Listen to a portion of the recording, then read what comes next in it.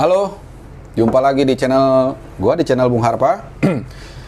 Di edisi kali ini gua akan bahas hanya dari Fantasy Premier League ya. Jadi gua akan merekomendasikan lo di game week kedua nanti 5 pemain yang wajib lo punya. Sebenarnya lebih dari 5 ya, yang 1, 2, 3, 4, yang kelima itu ada 3 pilihan sebenarnya. Nah, jadi ini pemain-pemain yang memang sebenarnya dari game week, bahkan sebelum game week pertama sebenarnya sudah punya potensi untuk menghasilkan poin. Tapi ada 1-2 yang memang lebih kelihatan lagi setelah main di game week pertama, yang memang tadinya nggak kelihatan berpotensi lah, atau punya peluang untuk ngasilin poin yang banyak. Nah, jadi itu.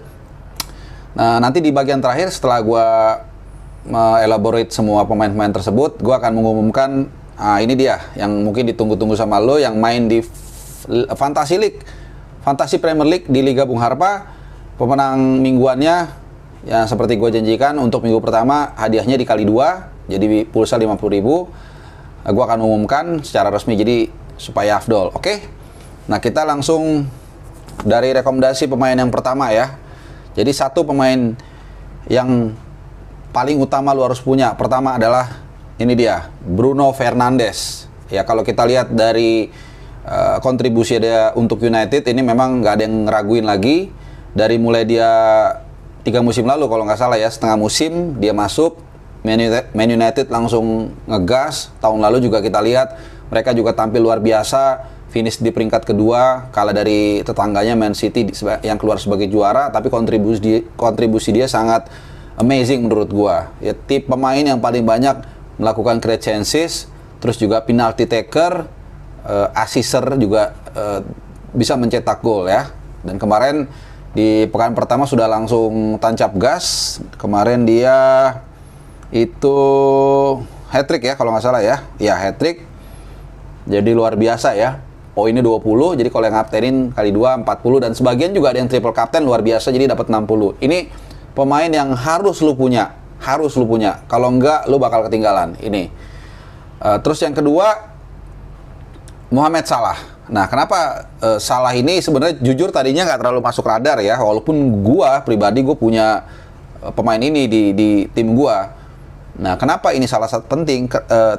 Karena kita lihat memang seperti biasa peran dia sangat sentral, ya bola selalu banyak ke dia. Terus juga dia so far yang gua tahu dia penalty taker, ya kan. Terus nah ini yang penting juga, lawan fixturesnya gampang ya, fixturesnya gampang. Habis ini dia lawan Burnley home. Ya, jadi gue rasa ya, Salah juga lu harus punya. Mahal memang, harganya 12,5. Ya, cuman kalau lu nggak punya ini juga lu berbahaya, karena banyak sekali yang punya yang punya Salah. Ya, jadi semua orang punya Salah ya, termasuk gue sendiri. Harganya memang mahal, tapi memang ini harus punya juga lah. Walaupun mungkin nanti ngatur-ngaturnya agak susah. Karena kalau udah punya Bruno di tengah, ya mungkin lo hanya bisa punya satu lagi pemain mahal di tengah ya. Jadi tapi bisa sebenarnya. Jadi mesti ngalah lah, yang lain-lain mesti agak lebih murah. Karena flashback sedikit, di musim ini lini tengahnya ini benar-benar banyak pilihan ya. Tadi Bruno, kemudian Mohamed Salah, terus ada lagi coba kita lihat ya, gue jadi lupa yang tengah yang bagus. Oh, ini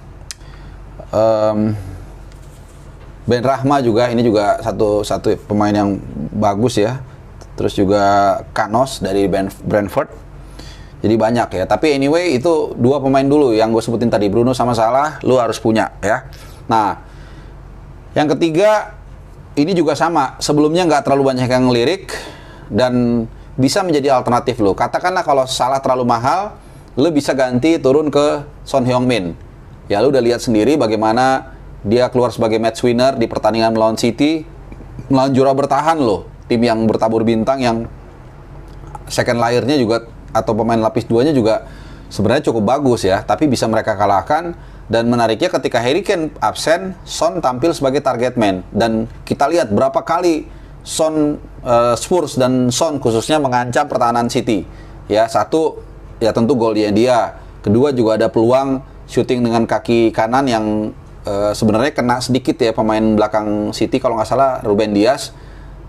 Tapi wasit nggak bilang itu corner ya. Jadi itu juga hampir gol. Ada lagi free kick dia yang kalau nggak salah disundul sama Davinson Sanchez ya. Ada kemelut, sempat di rebound juga sama salah satu pemain Spurs, Lucas Moura, tapi nggak jadi gol. Jadi memang Son benar-benar sepanjang mungkin 60-70 menit terakhir ya. Jadi mulai menit ke 20-an, karena di 20 menit awal Spurs lebih banyak ditekan. Tapi selepas itu mereka banyak menekan dan Son adalah katalisatornya. Nah, ini menarik. Dan gua rasa nggak akan merubah konstelasinya kalaupun Harry Kane main, karena Son akan tetap punya peran yang sangat luar biasa. Mengingat kaki kanan dan kaki kirinya hidup. Jadi ini pemain yang susah dibaca, karena di pertandingan itu pun dia pernah syuting dengan kaki kiri, pernah syuting dengan kaki kanan, tapi memang gol dengan kaki terkuatnya kaki kiri ya. Jadi itu Son. Harganya 10,0. Ya ini siapa yang gue bilang tadi, memang lu mungkin nggak bisa punya pemain yang mahal di tengah sampai 3 ya. Bisa tapi susah. Yang lain mesti lu redeem dulu, lebih yang murah-murah gitu baru bisa. Tapi anyway itulah alternatifnya. Jadi Bruno, Salah dan Son. Jadi 3 pemain ini lu bisa otak-atik gimana caranya lah supaya punya minimal 2. Oke, itu 3. Lalu yang sebelum gua lanjut ke pemain keempat, ada yang mengatakan atau banyak yang menyarankan dan di bursa juga banyak yang mulai naik nih, Pogba ini harganya memang murah 7,5 tapi udah naik 7,6. Ya ini total transfer yang masuk nih, transfer yang beli dia tuh hampir 400.000 manajer yang beli. Ya memang murah, cuman gimana ya, permainannya menurut gue yang gue tahu ya dari beberapa musim itu kurang konsisten ya, kadang bagus nanti tiba-tiba jelek. Belum lagi nanti kalau Rashford mungkin udah sembuh, Cavani juga mungkin main lagi, mungkin dia agak lebih ke bawah. Ini jadi kita nggak tahu lah. Tapi memang ya cukup murah sih harganya. Cuman kalau gue sih nggak terlalu merekomendasikan ya untuk beli Pogba. Nah terus yang keempat, ini lo yang harus beli juga menurut gue, yaitu Dominic Calvert-Lewin. Nah ini dari mulai dia ditanganin sama Ancelotti, gue udah melihat bahwa pemain ini memang sangat berbahaya. Instingnya ada, tap in tap ini sangat luar biasa. Pemain ini memang sangat ahli dalam melihat peluang di dalam kotak penalti. Ya mungkin hampir 90% lebih golnya dari dalam kotak penalti. Dia memang punya partner yang juga pas kebetulan, yaitu Richarlison yang lebih banyak keluar menyamping untuk menarik atau meregangkan pertahanan lawan, memberikan ruang bagi Dominic Calvert-Lewin untuk masuk ke dalam. Nah jadi kalau menurut gua Calvert-Lewin lebih prefer untuk gua rekomendasikan lo punya. Harganya 8,0 dan juga ini yang penting, lawannya itu fixture-nya berikutnya mudah, hanya lawan Leeds United memang tim bagus. Cuman jangan lupa Leeds United lo lihat pertandingan pertama lawan MU. Ya mainnya selalu terbuka dan selalu mereka bisa mungkin mencetak 1 2 3 4 gol, tapi kebobolan juga mungkin sama. Jadi striker kan nggak ada masalah kebobolan timnya, yang penting dia bisa mencetak gol sebanyak mungkin, lu dapat poin. Ini jadi rekomendasi gua. Dan setelah itu pun dikit lagi tambah, gue lupa, habis lawan Leeds fixture game week ketiga dia lawan Brighton and Hove Albion di pekan ketiga, kemudian lawan Burnley home pekan keempat, lalu pekan kelima lawan Aston Villa away, pekan keenam Norwich home. Jadi lu mesti punya pemain Everton sebenarnya sih. Nah dalam hal ini kalau gue saranin satu ya Dominic Calvert-Lewin. Nah itu jadi udah 4 ya, itu tadi Bruno, Salah, Son, terus DCL. Nah DCL ini striker ya, yang pertama 3 itu midfielder. Nah yang kelima sebenarnya nih ada 5A, 5B, 5C mungkin ya. Jadi yang kelima ini gue kasih 3 pilihan. Ini back murah tapi punya potensi untuk ngasilin poin. Nah yang pertama adalah kita ke pemain Spurs. Siapakah dia? Dia adalah Japet Tanganga ya. Lu udah lihat kemarin mainnya lawan lawan City, sangat amazing, sangat berani, dan dia matiin Sterling sama si Grealish. Ya walaupun memang agak keras ya, tapi ya itulah sepak bola. Artinya dia tahu apa yang dilakukan. Berapa kali memang dia melanggar matiin si Sterling sama si Grealish, tapi memang nggak kasar. Jadi wasit memberikan toleransi lah gitu. Ini hanya memarking yang memang pelanggaran, tapi bukan yang matahin tackle segala macam gitu loh. Karena memang Spurs kan bertahan. dia ngandelin serangan balik yang kita tahu akhirnya menghasilkan gol melalui Son. Jadi ini Tanganga, harganya 4,5. Musim lalu dia nggak dapat inti, 1-2 kali main kalau nggak salah. Jadi ini sangat gue rekomendasikan bisa. Atau, nah ini kan ada 3. Atau yang kedua adalah Amarte. Ya, Amarte ini juga oke. Kenapa? Kalau Amarte ini sebenarnya kalau dilihat dari lawannya dan performanya sebenarnya so-so. Nah, kenapa gue merekomendasikan Daniel Amarte? Karena harganya murah. Ya, jadi lu dapat back harganya 4,0, terus boleh dikatakan kemungkinan mainnya besar. Ya, jadi gue cukup merekomendasikan dia. Tapi dia di urutan ketiga lah. Dan juga kelemahannya adalah lawannya cukup berat. Ya, lawan West Ham away. Kita tahu West Ham sekarang sangat solid lah permainannya. Ya. Terus yang ketiga ini yang menurut gue sangat menarik juga, yaitu back kanannya Southampton. Ya. Mana dia? Oh, Livramento. Ya, Livramento. Ini dia back kanan, cukup agresif. Di pramusim dia dicoba beberapa kali ternyata oke, dan dipasang di starter kemarin lawan siapa ya? Si Southampton ya. Kalau nggak salah kalah tapi bagus dia mainnya ya. Nah, ini dia. Ini dia Southampton kemarin lawan Everton. Memang kalah 3-1. Ya, cuman lagi-lagi lu lihat Tino Livramento ini harganya 4,0.